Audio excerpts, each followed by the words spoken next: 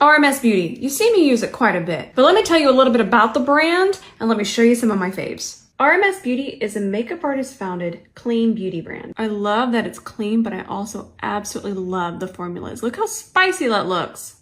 This right here is one of the highlights in the shade Sunbeam. We're just gonna buff this all over our lid.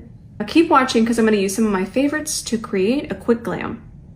So whenever I wear this foundation, I get the most compliments on my skin. Here's a quick tip for you. Make sure you let your foundation dry down completely before you choose your shade.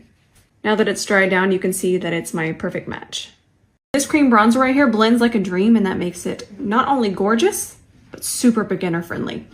My love for this blush right here, it runs deep. This has one of the best textures I've ever seen for a highlight.